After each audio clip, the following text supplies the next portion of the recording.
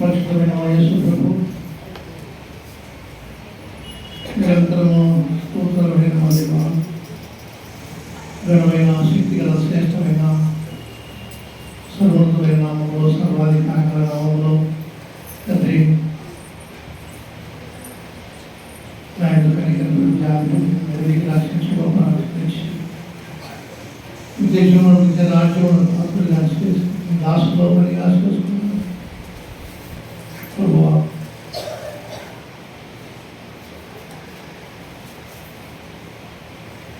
ఈశ్వరుడిగా మీ పరిశుద్ధ నామములో ప్రత్యేక వచ్చిన తండ్రి వారి యొక్క శిలువరత్నం ద్వారా నన్ను కడిగి నా పాపం అంతా కడిగి మీ అంత పరిశుద్ధిగా నిర్దోషిగా నిలబెట్టుకున్నాను. మీ సంకల్పం నెరవేర్చుకుంటూ వచ్చినాను. మీ వందనములు తెలుస్తున్నాను. ఈ సమయంలో ఇద్దరు మీ ఆత్మవశంలో ఉంచును, ఆత్మాభిషేకంతో అభిషేకించి నీ మాటలు ఇద్దరు నోట వచ్చి కడిగినప్పుడు జాలిపడి ఇద్దరు నోట నీ మాటలు పలికిస్తున్నాను. ఆరాధన కొరకైనా ఆ అమృతం మాటను ఉపయోగం అనుగ్రహించి మీ నామ ఘనత కొరకై విశ్వాసాత్మ బలపరుచుకొని శివరక్త ప్రోక్షణకి తెచ్చి మీరే నడిపించుకొని ప్రాణబద్ధని అందరి వద్ద మీరు రక్త ప్రోక్షణకి తెచ్చుకుంటూ మీ స్వాధీనంలో ఆనందం అప్పేసుకుంటూ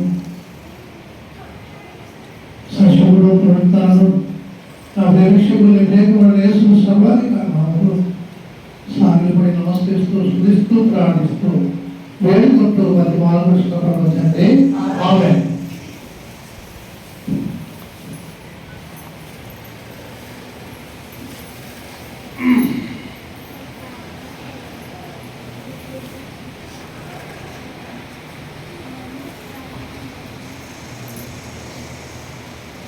ముప్పై 35వ వచనము అందరము చదువుకుంటాం.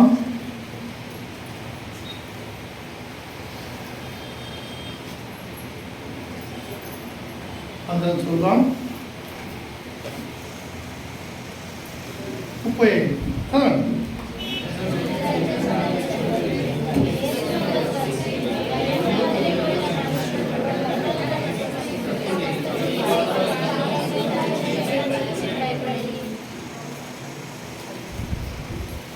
దయ్యములు వదిలిపోయిన వాడు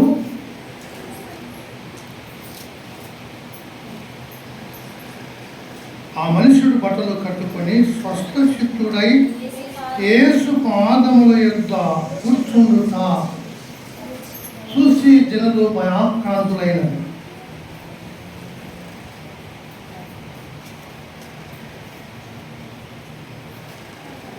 యొక్క ఆరాధనలో మనం కూడా ఒకప్పుడు ఎవరి వశంలో ఉన్నామో అందరూ ప్రతి మనుషుడి ప్రపంచమంతా కదా ఎక్కడుంది?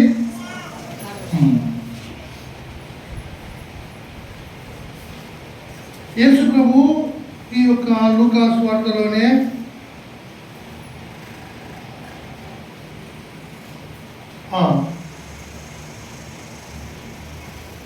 పదిలో వచనము 18, 19 చదవండి. అదే లూకా సువార్తలోనే 10వ అధ్యాయము 17వ వచనం. ఆ 70 మంది శిష్యులు సంతోషముతో తిరిగి వచ్చి, ప్రభువా, దయ్యములు సహితము నీ నామమున మాకు లోబడుచున్నవని చెప్పగా ఆయన సాతాను మెరుగువలె ఆకాశం నుండి పడుట చూసి తిని ఆమూలను తేలున తొక్కుటకు శత్రు బలమంతటి మీదను అధికారమును అనుగ్రహించి ఉన్నాను. ఏది మీకు ఎంత మాత్రము హాని. కనుక సాతాను నుండి విడిపించబడిన వారికి ఏం జరుగుతుంది? పరలోకమందు వారి పేర్లు రాయబడతాయి. కదా. 20 వచనం చదువుకున్నాం. అయినను దైవము మీకు లోబడుచున్నామని సంతోషించక శత్రువులు సాతానుని విడిపించబడిన వారి పేరు ఎక్కడ రాయబడుతుంది? పరలోకమందు రాయబడుతుంది. కనుక మన ఆనందంలో చాలా మంది ప్రభువాన్ని శత్రువు సాతానుని విడిపించినావు, విమోచించినావు, దురాత్మ సమూహం నుండి విడిపించినావు, ఆ యొక్క శత్రు కార్యం నాలో లయం చేసి నీ పరిశుద్ధమైన కార్యము, దైవ కార్యము, నీ పరిశుద్ధాత్మ ద్వారా నాకు మారు మనసు, పాపక్షమాపణ, ఆత్మరక్షణ అనుగ్రహిస్తూ వచ్చిన ఆ మాటలు మన దగ్గర ఉండవు, చాలా మంది దగ్గర ఉండవు. అది ఉండాలి. ఇశ్రాయేలు ప్రజలకు ఏం చెప్పినాడు? మీరు ఐగుప్తు దేశం నుండి విడిపించబడింది మీకు జ్ఞాపకుడిగా ఏం చేయాలి? పస్కా బలి పశువును వదిలించి ఆ పస్కాను జ్ఞాపకం చేసుకోవాలి. మేము మా పితరులు ఐగుప్తులో ఉన్నప్పుడు మా పితరులు ఈ విధంగా త్వరగా ఆహారం తిని బయలుదేరినారు. వాళ్ళు తిని ఎట్ట కట్టుకోవాలా? ఐగుప్తులో కూడా ఎట్ట కట్టుకోవాలా? నడుముకు దడ్డి కట్టుకోవాలా, కర్ర చేతులు పట్టుకోవాలా, ఒక చేతిలో కర్ర పట్టుకోవాలా, ఒక చేతులు ఇటు పెట్టుకొని త్వరగా తిని అది పస్కా భుజించుకోవాలి. ఐగుప్తులు వచ్చారు, మతి పెట్టుకోండి. మిమ్మల్ని ఐగుప్తులను తీసుకొని వచ్చిన ఐగుప్తులు మీరు బానిసలుగా ఉంటుంది. నేను మిమ్మల్ని విడిపించిన, నేను మిమ్మల్ని విమోచించిన అని వారికి పదే ప్రభు జ్ఞాపకం చేస్తూ వచ్చినాడు.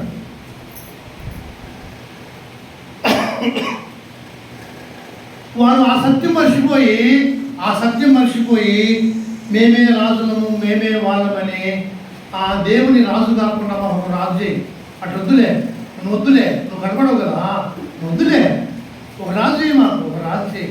సమయాలు చేసినారు నాయన, ఏమి అట్టంటారు నాయన, ఎందుకు అట్టంటారు? అట్టనొద్దు నాయన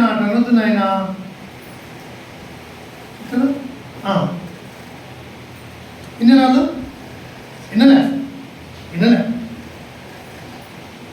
కనుక వారు స్వతంత్ర రాజులుగా అయినారు. సరే, వాళ్ళు కోరిన ప్రకారం చేయకపోని దేవుడు సమయాల గ్రంథంలో చెప్తూ వచ్చినప్పుడు వాళ్ళు సౌలు రాజుగా చేసినారు. అట్లు వారు రాజులు కొంతమంది కొంతమంది బాగా లేకుండా దావీదు వలె బతకరా అని అడిగినా కానీ వాళ్ళు బతకకుండా వారి ఇష్టానుసారంగా బతుకుతూ వచ్చినారు కదా. అయితే మనము ఇక్కడ సాతాను చేత విడిపించబడినాము అని మనకు జ్ఞాపకం ఉండాలి. పౌరులు ఏ ఉద్దేశంతో పంపించినాడు? సేవకులను ఏ ఉద్దేశంతో పంపించినాడు? ఇప్పుడు ఇలా ఏ ఉద్దేశంతో పంపించినాడు? 70 మందిని వాళ్ళు వాక్యం ప్రకటిస్తే ఎవరికి దెబ్బ తగ్గుతుంది? ఎవరి కింద పడింటారు? వాళ్ళు వాక్యం ప్రకటించింది ఎవరి కింద పడినారు? సాతాను కింద పడింది. ఆకాశం నుండి మెరుగువలే కదా పడిందా పడలేదా? పడింది.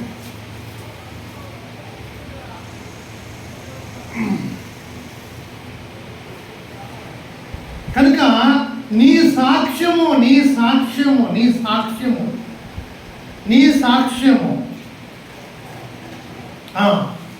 సరైనదైతే వాడు ఎప్పుడైనా సరే కింద పడతాడు. నేనేమంటానంటే పైన వాడు కింద పడితేనే నీకు పైన స్థానం వచ్చేది.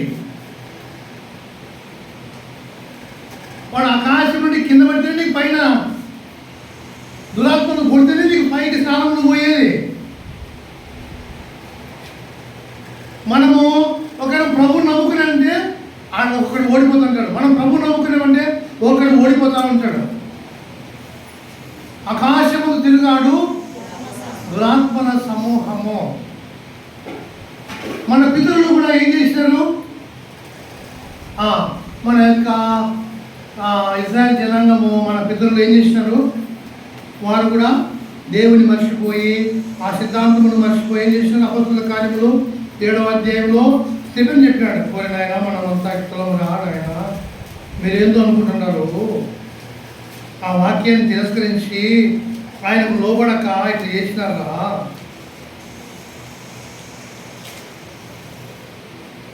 కదా. 42వ వచనం, అందుకు దేవుడు వారికి విడిచిపెట్టెను.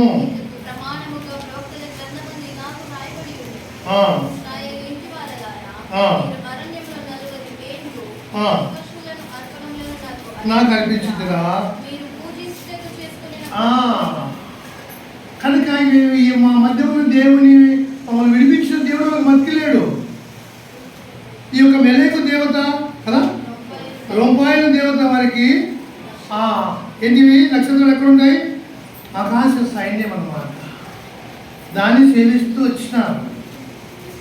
కనుక మనము ప్రభు ప్రేమించి నడిపించిన విధానం మనకు జ్ఞాపకం ఉండాలి.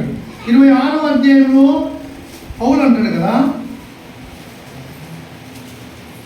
16, 17, 18 ఇది నీకు జ్ఞాపకం ఉండాలి.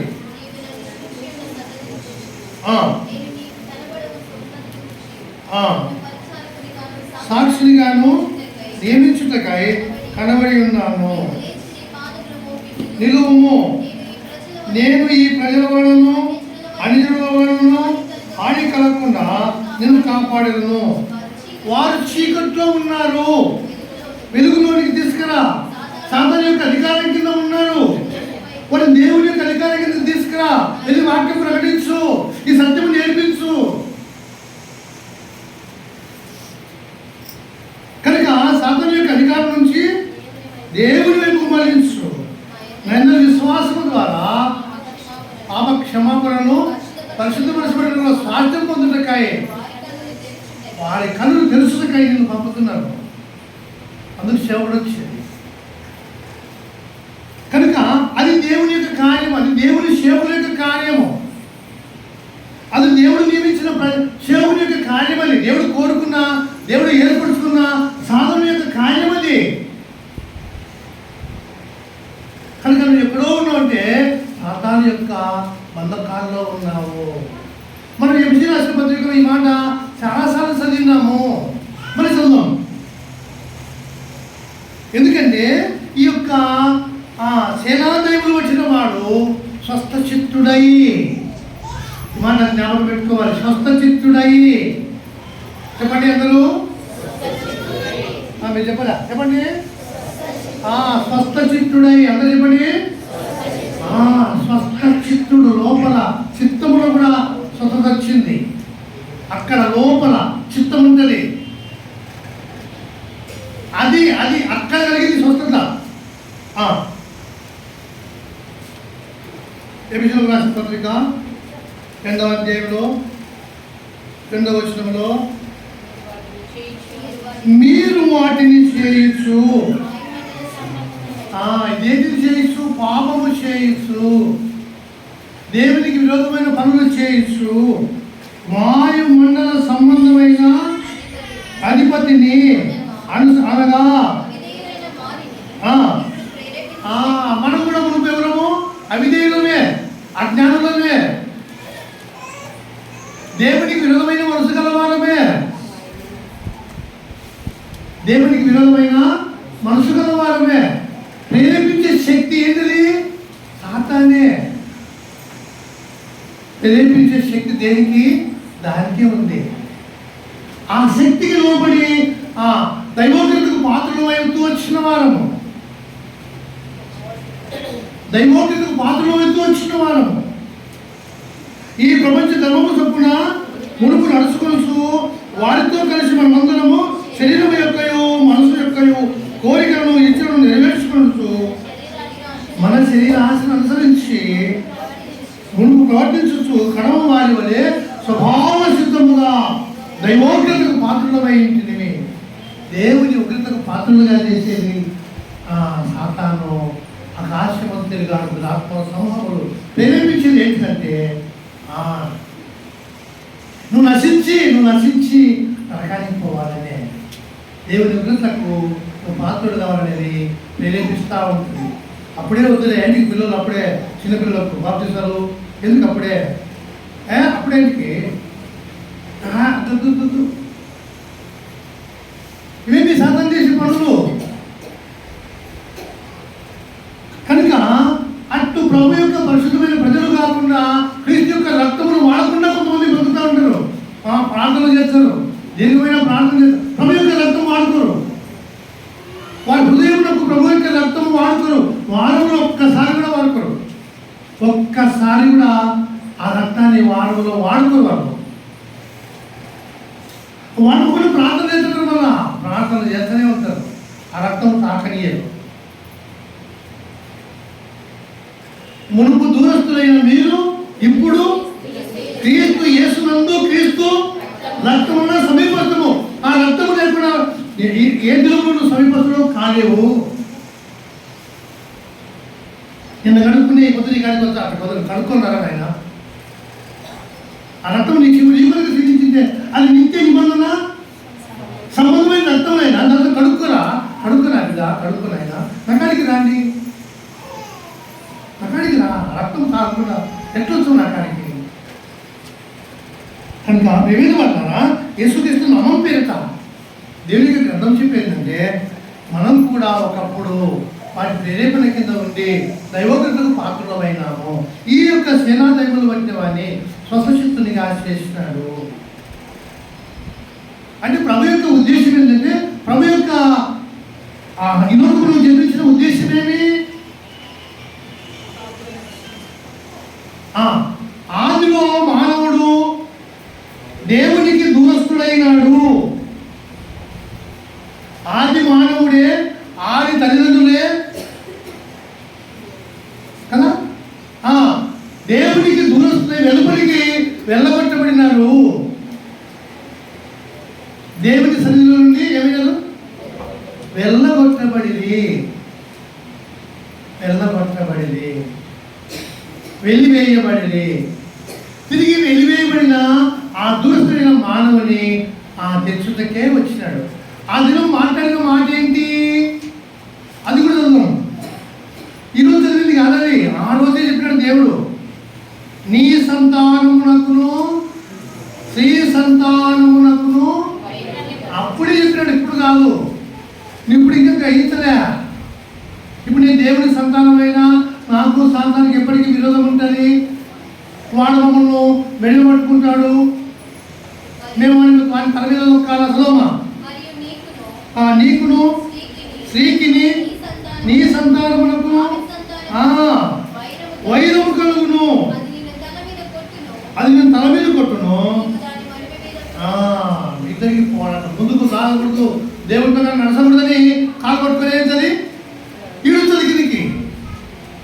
మెడి పట్టుకొని గుద్దుతుంది. దేవునితో నడసకుండా, దేవుని వెంబడించకుండా సాతాను గుద్దుతూ ఉంటుంది. ఇడుసు అని మానవుడు తప్పించుకొని పోవాలి. దాని తలకాయ తొక్కుతూ పోవాలి. దాని తలక చితక తప్పించాలి. ఎవరన్నారా మాట? సంఘముతో ఎవరన్నారా మాట? ఎవరన్నారా మాట? ఏ సంఘముతో అన్నాడు? రోమిల రాసిన పత్రిక 10వ అధ్యాయము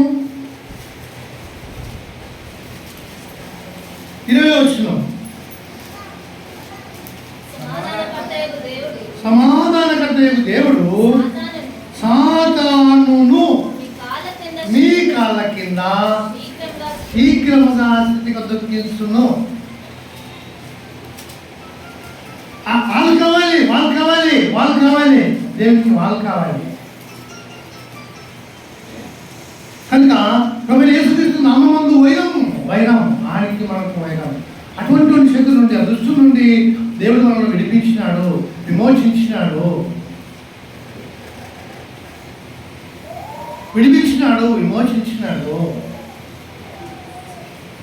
కనుక వారికి తిరిగి మన చేతుల్లో పడడానికి, తిరిగి మనం నాశనం చేయడానికి వాడు ఏం చేస్తాడు? ఎప్పటికీ ప్రయత్నిస్తుంటాడు. కనుక ప్రభు యొక్క దయగల నామంలో నేను ఏమంటానంటే, అట్లు ఆ భయంకరమైన శత్రువు నుండి దేవాలను విడిపించినావు, విమోచించినావు. మీ అమూల్యమైన రక్తముతో నీ బాహుబలం చేత నన్ను శత్రువుల సాతాను నుండి, దురాత్మల సమూహం నుండి విడిపించినావు.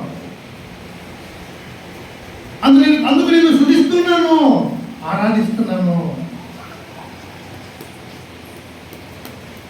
అది నీకు నా నాకు జ్ఞాపకం ఉండాలి, అది నీకు నాకు జ్ఞాపకం ఉండాలి. వాడేం చేస్తాడు కదా, దేవుడు వాక్యం ఎత్తిపోయినాక వాడేం చేస్తాడు, గురువులు ఇస్తాడు, గురుగులు ఇస్తాడు. ఒక్కడు కూడా లేవలేదే, ఒక్కడు కూడా బాగలేడు. ఎవరు బాగుంటారు? ఒక్కడు కూడా బాగలేడు మందులో. ఇస్తారుకో ఎవరు బాగలేడు. ఇదే కాదమ్మా, ఎప్పుడు కూడా చెడిపోయింది, అంత చెడిపోయినా ఎవరు విత్తేది. అట్లు వాడు సరిగా బతకకుండా, దేవునితో నడవకుండా, దేవుని యొక్క ప్రేమను వాడు పొందకుండామని ఆపుతూ వస్తుంది. గురుగులు వెతుకుతుంది.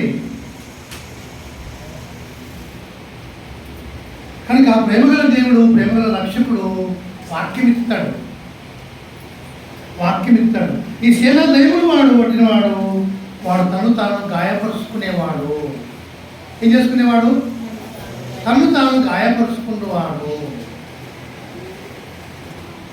ఇంకేం చేసుకున్నాడు? అనేకులను గాయపరిచేవాడు.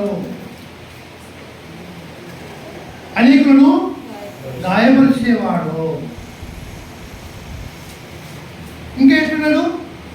బట్టలు లేక దిగంబరిగా ఉన్నాడు.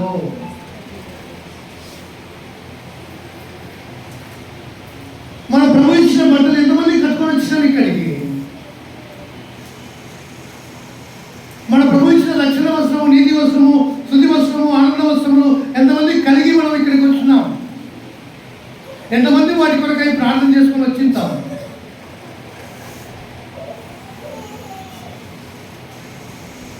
ఎంతమందికి దినదినము దేవుడు నన్ను రక్షణతో అలంకరించాలని జ్ఞాపకం ఉంటుంది. దేవుడు తన నీతితో నన్ను కప్పినాడు, నీతి మహిమను నాకు ధరింపజేసినాడు, నీతి వస్త్రము నాకు ఇచ్చినాడు. అవినీతి పరునికి ఎంతమందికి జ్ఞాపకం ఉంటుంది?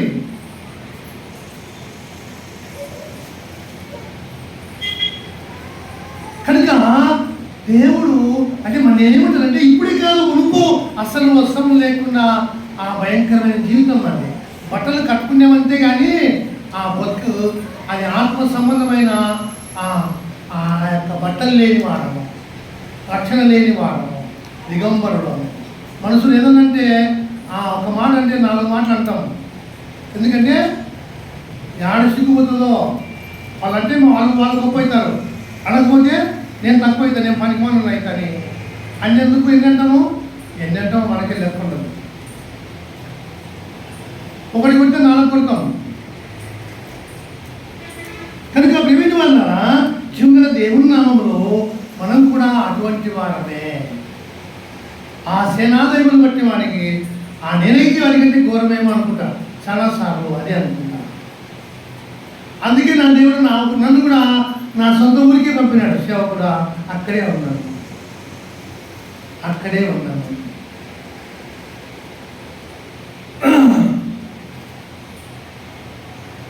దాదాపు 13 సంవత్సరాలు ఉన్నారు ఏ ఊరిలో. 13 సంవత్సరాలు వాళ్ళు భయంకరంగా మాట్లాడుతూ వచ్చారు. వాడు మాట్లాడినాడు ఊరికి నటిస్తున్నారు అని ఒకడంటే, ఒరే బోకులేనా బతుకుల కోసము అని ఒకడంటే, వాళ్ళందరూ మా ఊళ్ళో ఇంతే మాండ్లు కొడుకుంటారు. ఇంత మాండ్లు కొడతారంటే మాండ్లు కొట్టి దాన్ని పట్టెలు చేసుకుంటారు. చెక్కుడు దగ్గరని మిద్దెలు వేసింటారు, పాత మిద్దెలు చూసింటారు, అటువంటి దగ్గర వేస్తారు. నేను ఇంతనావు మాండ్లు నరికి అట్లా దూలాలు చేసేవాడిని, దూలాలు స్తంభాలు చేసేవాడిని. నన్ను సోములు అన్నారు. వాళ్ళు ఎవరికో పని చేస్తారు, నేను సొంతం కొట్టుకొని వచ్చి వ్యాపారం చేసేవాడిని. కొండకు పోయి లోపలికి పోయి తెచ్చుకొని అమ్మి వ్యాపారం చేసేవాడిని. నన్ను సోమరుడు అన్నారు. నేను ఎవరికి లెక్కపడలేదు. ఏమన్నా సోమరుడు అంటావు, నీకు అంత కన్నుల్లో పనులు ఎవరితో మాట్లాడలే అన్నలే. నేను మొదటి ఎన్నో మాటలు మాట్లాడుతున్నాను. నాకు ఏమంటే మా ఎమ్మెల్యే మాట్లాడుతున్నారు. నేను ఎవరిది పోయి ఏమి రాయకంటారే ఏమి మీరు అంత అర్థం పడతాం లేకుండా మాట్లాడు ఎవరు తనలే. నేను ఎందుకనగా నా బతుకెంతో, నేను జీవించే జీవన విధానం ఏంటో నా ప్రవర్తన ద్వారా వారికి అర్థం కావాలి. అది జీవితం. నా ప్రవర్తన ద్వారా నేనేంటో, నా దేవుడు నన్ను ఎట్లా చేసినాడో, నా దేవుడు నాలో ఏమేమి పనులు చేసినాడో అలా తెలియాలి కదా. నా దేవుడు నాలో ఏం పని చేసినాడు, నన్ను ఎత్తు మార్చినాడు వాళ్ళకు తెలియాలి. అంతేగాని నేను నోరెత్తి మాట్లాడటానికి ఎంత నచ్చది. మరి ఇంకానంగా ఎదిరించే కొంతమందిరా వాయప్ప ఏమంటే కొట్లాడలేదు కానీ వాడు మనం మాట్లాడుతున్నాడు, వాడు చెబుతారు మనము మనతో అంటారా. ఒక మాట ఎవరితోనూ అనలేదు. మీరు ఎప్పుడు అడిగి తెలుసుకునే ఒకటే. కనుక ప్రభువైన యేసుక్రీస్తు నామం పేరిట, ఘనమైన నామం పేరిట మిమ్మల్ని వేడుకునేదంటే ఆ యొక్క క్రూరత్వంలో ఉన్న ఆ యొక్క సేనాదయములు పట్టిన వాడు స్వస్థచిత్తుడైనాడు, సరైన మానవుడైనాడు అని చెప్పాలి. మనం అతను ఏం చెప్పాలంటే సరైన మానవుడైనాడు, సరైన మానవుడైనాడు. స్వస్థచిత్తుడు అంటే సరైన మానవుడైనాడు. కనుక అటువంటి జీవితము దేవునికి మహిమకరంగా ఉంటుంది. అటువంటి జీవితము దేవునికి గణపరిచేదిగా ఉంటుంది. అటువంటి జీవితము దేవునికి కీర్తి కలిగించేదిగా, మహిమ కలిగించేదిగా, ఆయన యొక్క ఆ ప్రభావము నిజంగా ఇంట్లో పనిచేసిందని రుజువుపరిచే వారంగా ఉంటాం.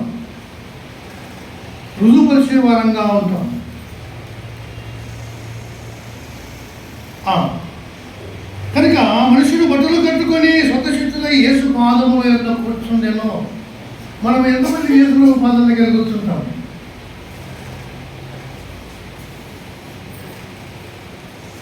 ఎంతమంది కూర్చుంటాం?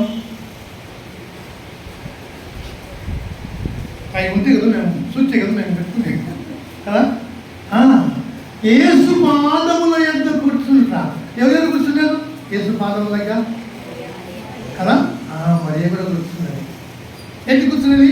ఏం ప్రభా ఏమంటే అన్నా కదా. ఏం చేస్తుంది? ఏం సంపాదించుకున్నది?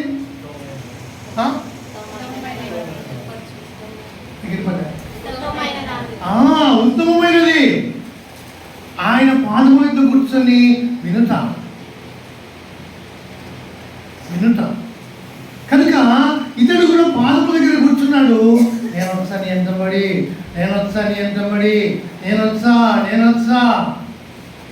పిల్లలు ఏడ్చినట్టు ఏడుస్తున్నాడు అంటున్నాడు. వద్దుపో ఊరికి పో, ఊరికి పో. ఎప్పుడైతే తను తగ్గించుకొని పాదాల దగ్గర కూర్చుంటాడు వాడు వింటాడు. వాళ్ళకి వినేది వస్తుంది, కాకపోతే వినేది రాదు. ఓ మనం ఒకటి చెప్తుంటే వాళ్ళు ఇంకొకటి ఆలోచన చేస్తుంటారు, కూర్చుంటారు. కానీ ఇంకొకటి ఆలోచన చేస్తుంటారు, ఇంకొక చోటికి పోతుంటారు. అయితే ఆ పాదం దగ్గర కూర్చున్న వాడు తప్పకుండా వినేది నేర్చుకుంటాడు. విని దానిని అవలంబించేది నేర్చుకుంటాడు. అది కొంతమంది వింటారు కానీ విడిచిపెట్టరు. కానీ పాదాల దగ్గర కూర్చున్న వాడు ఏం చేస్తాడు? విని దాన్ని అనుసరించేది, అవలంబించేది నేర్చుకుంటాడు. 39 వస్తున్నాం చదవండి. నీవు నీ ఇంటికి తిరిగి వెళ్ళి నీకెత్తి గొప్ప కార్యం చేస్తున్నాడు. కనుక ఇప్పుడు నువ్వు దేవుని ఇంట్లోకి వచ్చినావు, దేవుని ఇంట్లో ఉన్నావు. నీకెత్తి కార్యం చేసినాడో ఆరాధనలో నువ్వు వివరించవచ్చు. ఎటువంటి పాపములో బంధించబడినామో, ఎటువంటి పాపాలు మన చేత సాతాను చేయిస్తా ఉన్నదో, ఎటువంటి ఘోర కార్యములు దేవునికి విలువైన కార్యాలకు మనల్ని ప్రేరేపిస్తూ ఉన్నదో అటువంటి ఆ భయంకరమైన శక్తి నుండి సర్వలోకనాథుడు సర్వశక్తిమంతుడు నన్ను విడిపించినని నువ్వు దేవుని కొనియాడతావు, దేవుని కీర్తిస్తావు. కనుక దేవుడు నీకెంత గొప్ప కార్యములు చేసినో తెలియజేయమని ఆయనతో చెప్పి నీ ఇంటికి పో, నీ వాళ్ళని చూడని. నిజంగా ఈ దైవములు ఉన్నాయా పోయినాయా, ఇంకా ఆయన స్వభావం మారిందా మారలేదా అని ఎవరు అనుకుంటారు? మా ఇంట్లో కనుక్కుంటారు, మా వాళ్ళు కనుక్కుంటారు.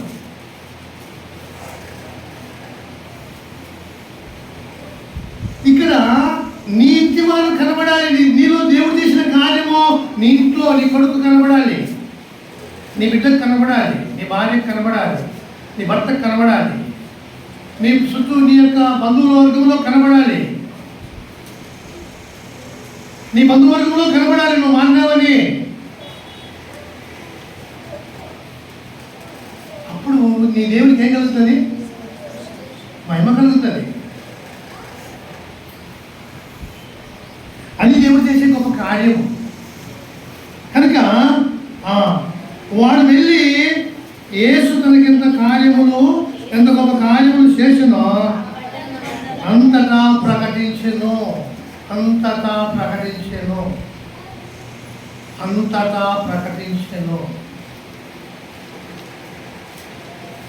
కనుక గొప్ప కార్యం జరిగితే నోట్ల ప్రకటించి వస్తుంది, ప్రకటన చేయటం వస్తుంది. స్వతచిత్తుడైతే ఆయన మాటలు ఆయన కార్యములను ఆగకుండా మాట్లాడతాడు.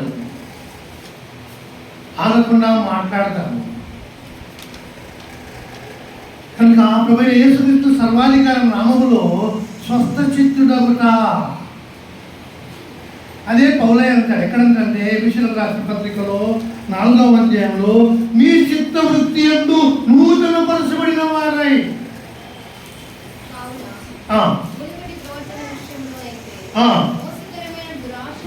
మోసకరమైన దురాశల నుండి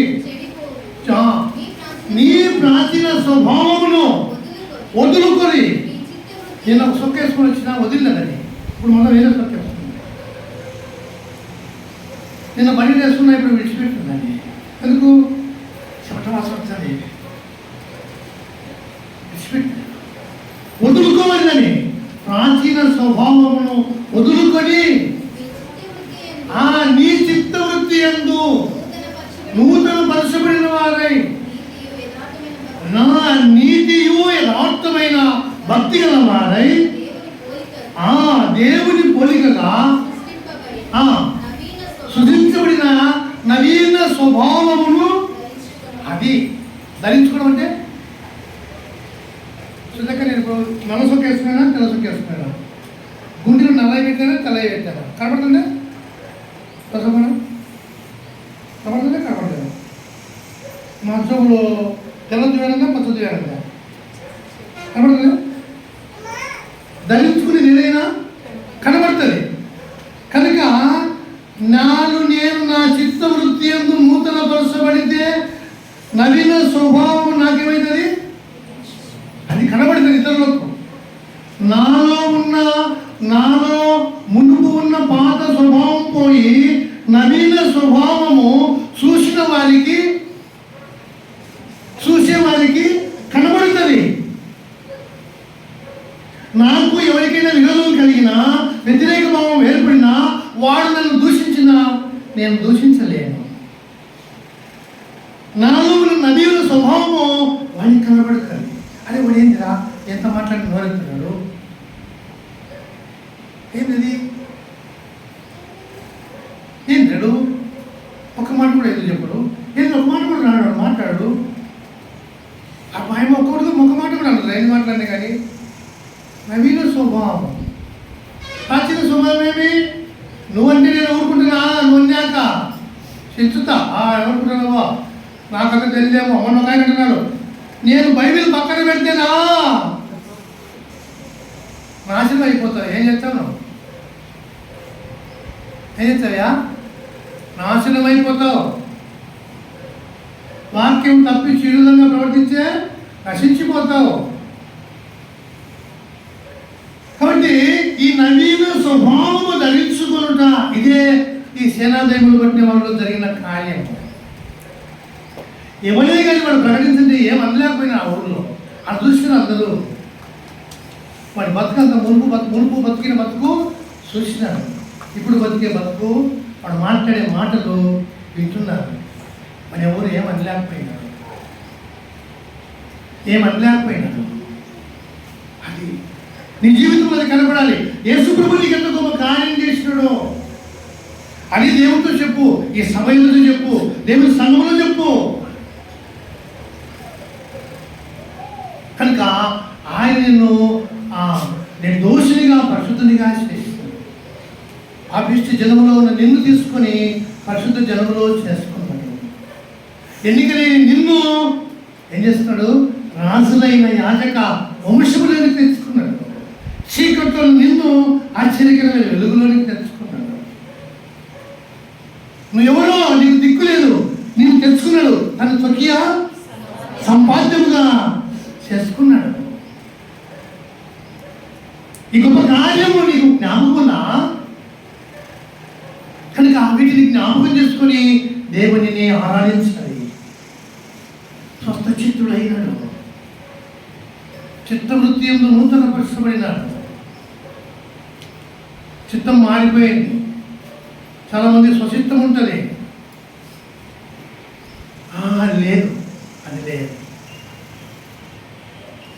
అది లేదు. ఆ చిత్తం చచ్చిపోయింది.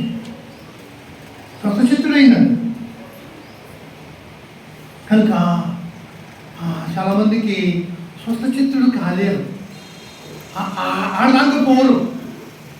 అటువంటి స్వస్థత కొరకు ఎవరు పోరు. ఇప్పుడు స్వస్థ శాలని, ఇంకొక శాలని, ఇంకొక ఏంటంటో మాకు అది జరిగింది, స్వస్థత జరిగింది, ఇది బాగైంది, నేను ప్రార్థించింటే నా బిడ్డకి ఇదైంది, నా కొడుకు అదైంది, నేను ప్రార్థించింటే అది జరిగింది, ఇది జరిగింది, ఇది కూడా జరిగింది. స్వస్థచిత్తుడు కావాలి. దీనికోసం చేయి. ముందు నీవు స్వస్థచిత్తుడు కావాలి. అది దేవుడికి మహిమ తెస్తావు. నీ ఇంట్లో నీ వారికి నువ్వు మారినట్టు తెలిసిపోతుంది. నువ్వు మారింది నీ బిడ్డకై తెలకపోతే, నీ కొడుకే తెలకపోతే, నీ ఏ దగ్గర ఏం మాట్లాడినట్టు నీ కానా ఎందుకు మాట్లాడుతున్నారంటే ఈ ఆరాధన సమయంలో మనము దేవుణ్ణి పెదవులతో ఆరాధించినట్టే ఉంటుంది. అది ఒక గొప్ప కార్యము ప్రభు నీలో చేయుటకై నువ్వు తోచిస్తూ రావాలి. నాకు ఈ మాట చాలా సంతోషకరమైన మాట. ఎందుకంటే నా ఊరికి నన్ను అంటే ఈ మాట చదివినాక ఈ ఊరు తెలిసి పెట్టావు. నన్ను అట్లా చేయకపోతే ఈ ఊరిలోకి నా రోత కనపడుతుంది. మళ్ళా నా రోత అంతా ఉంటుంది, వాళ్ళకందరికీ కనపడుతుంది. అయినా నన్ను బాగు ఈ ఊరికి తెచ్చినావు, నీ ఊరికి తెచ్చినావు, నా ఊరికి తెచ్చినావు, ఈ ఊరిలో నేను అందరికీ చెప్పాలా. నీళ్ళు కట్టుకుంటుంటే వాడి కాడ కూర్చున్నా, వాడి కాడ నీళ్ళు కట్టుకుంటే వాడికి వాక్యం చెప్పుకుంటూ వచ్చిన సగం లేనప్పుడు నన్ను బాగు చేసినాను. మా ఊరోడు ఎక్కడెక్కడ పొద్దుతుంటే వాళ్ళ కాడికి పోయి మరి నేను ప్రభు నమ్ముకునే ఆయన, ప్రభు నన్ను మార్చినారా చెప్పుకుంటూ పోయినా.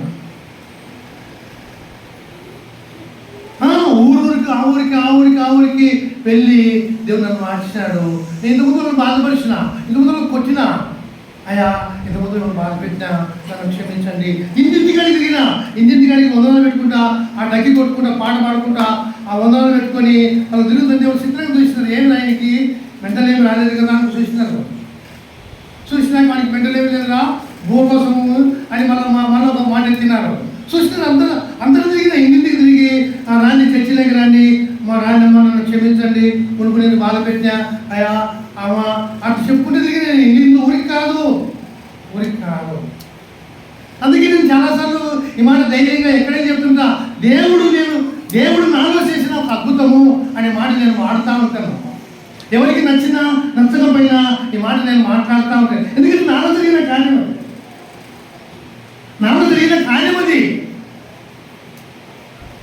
కనుక అటువంటి వారు దేవునికి కావాలని నాలో పనిచేసిన దేవుడు మీలో పనిచేయాలని ఆశపడి ఈ మాటలు మాట్లాడితే కానీ మీకంటే ఏమాత్రం ఎక్కువ అని కాదు కదా. నేను మనం ఎక్కువ ఏం మాట్లాడతా, కుక్క వంటి వాడిని మాట్లాడతాంట, అంతే నా బతుకు. అది ఒకసారి ఉన్న గుణము ఒకసారి ఉండదు.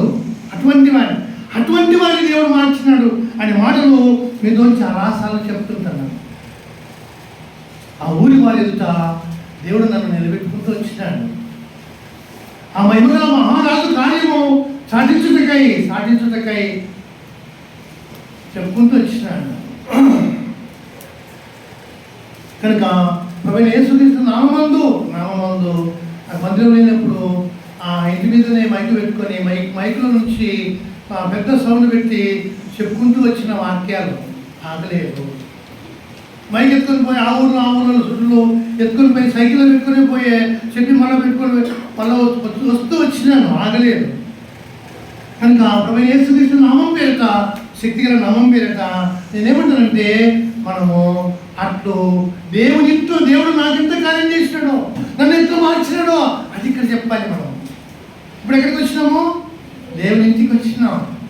అదొకటి వచ్చినాము, ముగిద్దాము.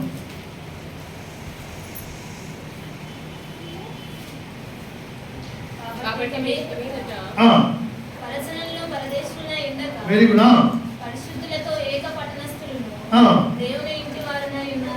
దేవుని ఇంటి వారై ఉన్నారు. ఇప్పుడు దేవుని ఇంటి వారము. ఈ ఇంట్లో ఈ పరిశుద్ధుల మధ్య నా దేవా నా కొరకు ఇట్లు చేసినావు, నా కొరకు నిరక్తమిశ్రం కొన్నావు, దురాత్మల సమూహంలో ఉన్న ప్రేరేపించే శక్తికి మునుపు లోబడిన వాడిని, సాతానుతో దురాత్మలతో జతకచ్చిన వాడిని, నా ఇష్టానుసారంగా నా చిత్తానుసారంగా బతికిన వాడిని నన్ను మార్చినావు, నీ ఇంట్లోకి తెచ్చుకున్నావు, నీ సంఘంలోనికి నీ సహవాసంలోనికి తెచ్చుకున్నావు, నీ ప్రేమిటగా మార్చుకున్నావు, మీ రక్తం ఇచ్చి నన్ను కొన్నావు, మీ రక్తంతో నా భాగమంతా కడిగినావు, ఎన్నిక లేని వాడిని ధృవీకరించబడిన వాడిని వెళ్ళివాడిని మార్చినావు. పెళ్ళికుడు ఏమంటుంది? వాడిని బంధిస్తే ఏం చేశాడు? వాడిని సంఖ్యలతో బంధిస్తే అంటే తుత్తు నీళ్ళు అయిపోయినాయి, ఇనుప సంఖ్యలే ఎక్కడ అయిపోయినాయి. అటువంటి వాడు ఎవరు సాధుపరచలేనాడు, ఆ దేవుడి వలన సాధుపరచలేనాడు. కనుక అట్టి కార్యము ఈ గ్రంథంలో ఎందుకు దేవుడి యొక్క లూకా ద్వారా ఈ వాక్యమును ఈ సంఘటన పొందుపరచునంటే, అటువంటి వారము మనమై దేవునికి మహిమనిచ్చే వారంగా ఉండాలని, అట్లు ఆనందించాలని, ఎట్లు ఆనందించడం అదే మీద ప్రకటించాలని, అట్లే జీవించాలని దేవుడు కోరుకుంటాడు. ఏది మన నోట పలుకుతామో అట్లే జీవించాలని దేవుడు కోరుకుంటాడు. ప్రకటించేది, మాట్లాడేది ఒక రకము, జీవించేది ఒక రకము. లేదా ఏమంటాడు దేవుడు? వేషధారులాగా, పరిచయులాగా, శాస్త్రులాగా, ధర్మశాస్త్ర ఉపదేశకులాగా వాళ్ళు కూడా ఏం చేస్తారు? వాక్యం మాట్లాడతారు, ప్రకటిస్తారు, దాని ప్రకారము బతకరు. కనుక ప్రభువైన యేసుక్రీస్తు నామములో మనము దేవుని ఇంటికి వచ్చినాం, దేవుని యొక్క సన్నిధిలో ఉన్నాం. మనం లేచి పాట పాడుకొని ప్రభువును ఆరాధించుకుంటాం.